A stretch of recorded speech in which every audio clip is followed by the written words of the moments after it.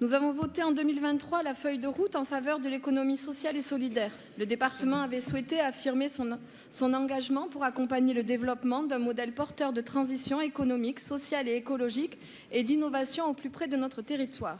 L'ESS est ainsi une économie locale qui favorise la cohésion sociale et territoriale en luttant contre les inégalités, en favorisant le lien social. Elle contribue à une transition écologique juste, puisqu'elle œuvre en priorité pour la protection de l'environnement et la transition énergétique. L'ESS se caractérise par un fort taux de féminisation, car 67,7% des emplois sont occupés par des femmes.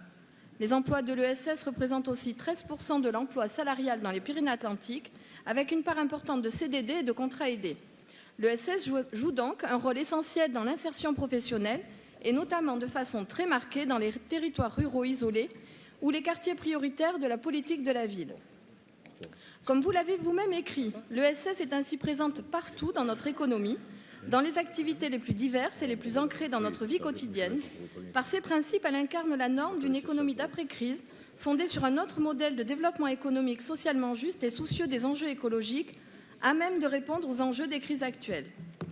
Aussi, à la lecture de cette délibération, nous nous interrogeons sur votre réelle volonté de faire de cette politique dédiée un levier pour développer l'ESS et soutenir l'innovation sociale portée par les acteurs de cette économie.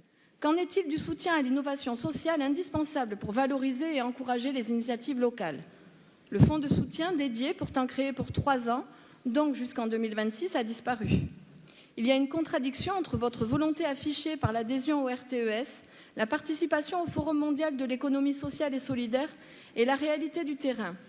Les acteurs locaux de l'ESS, que sont les associations, dont les ACI, pour ne citer que, sont en difficulté par les choix budgétaires que vous avez opérés. Vous nous avez dit ce matin que vous aviez fait le choix, je vous cite, de rester présent là où l'aide départementale a le plus de sens. Vos propos nous interrogent et nous inquiètent. 6 000 € seulement, fléchés pour l'innovation sociale, ne seront pas, loin de là, l'effet levier nécessaire pour accompagner les transitions écologiques et sociales dont nous avons tant besoin. Ainsi, il est indispensable de soutenir l'innovation sociale, ne serait-ce que pour diminuer le nombre de BRSA. C'est aussi ça le rôle de l'ESS, l'insertion, l'aide au retour à l'emploi. Là encore, nous aurions fait d'autres choix.